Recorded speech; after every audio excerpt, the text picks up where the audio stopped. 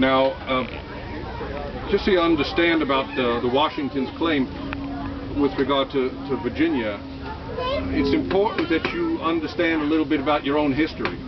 And I think that it may be lost, actually, in some regards, and I just want to share that with you. We came together as Americans for the very first time in September of 1774. And we came together in a city that was the greatest city in colonial America. It was the second greatest city in the British Empire, second only to London town. Oh. And of course, after July 2nd, 1776, it became the greatest city in America. Anybody know what city I speak of? Philadelphia? Philadelphia City. I got some wrinkled brows just then when I said after July 2nd. You do know that the question of our independence was voted upon. It was voted upon on July 2nd. Yeah. Oh, okay. It was adopted on July 4th, read to the public on July 8th. Of course, I'll ask you a question. Was I there? Did I sign the Declaration? No. How many say no? Sure? Yes. How many think I signed it? Well, they're right. Very forthright.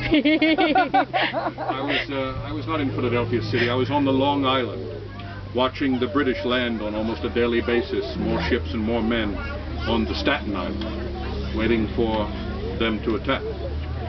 But I did have the Declaration read to my soldiery on the 9th of July, 1776. You know, with regard to the 2nd of July, the gentleman who stood as my vice president, Mr. John Adams, do you know him, Massachusetts Bay? Yes. Mr. Adams said, July 2nd will long be remembered in this country with great illuminations and great parades. He's only off by 2 days. Oh, yeah. That actually characterizes much of Mr. Adams' situation, I think. Our Pope is fun. He's a good and great man, a wonderful patriot. But in any event, I was telling you that we came together in Philadelphia for the very first time in September of 1774. You know this event as the First Continental Congress. Yes. We did not call it that. We did not know there was going to be a Second Continental Congress. It was called the Philadelphia Congress or the General Congress. And so you understand what I'm talking about when I tell you I was born in Virginia. It's critically important to your understanding of your history that you are clear about the fact Was he here? that when we came together in here. Philadelphia City, I was a member of the Virginia delegation. We were citizens of separate what? Colonies. You fell into my trap in your exuberance. Oh. You're right. Our legal status, we were royal colonies. That was our governance.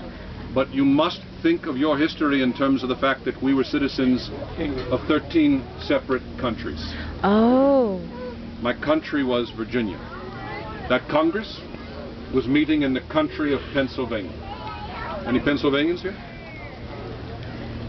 You know, in my time, prior to the War of American Independence, you would spend your entire life in your country of Pennsylvania. You would never set foot in the country of Maryland, perhaps unless you were a traveling sutler. You'd never set foot in Delaware plantations. You'd never set foot in the Jerseys, in New York, let alone the Ohio wilderness, the Ohio country.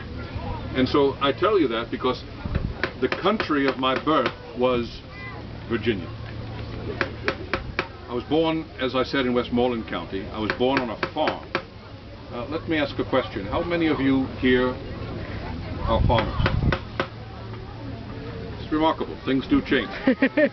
In my day, if I would ask that question, more than 50% of people would raise their hands. So things change. It's not just the fashion that has changed. You know, it's interesting. I cannot get. You're fetching. Don't get me wrong, but Inappropriate. well, to my eye, it looks like you're walking around in your bed clothing. And, as I said, you're fetching. No. You know, Mr. Jefferson. You know Thomas Jefferson? He's Not personally. Well, he stood as my Secretary of Foreign Affairs. Mr. Jefferson said that in matters of fashion, swim with the current. In matters of principle, stand like a rock. And ladies, I believe in dressing for comfort, but you overwhelm me, I will tell you. Be that as it may, I was born on a farm. I believe that everything that anybody needs to learn about life can be learned by being raised on a farm. That said, incidentally, when I was a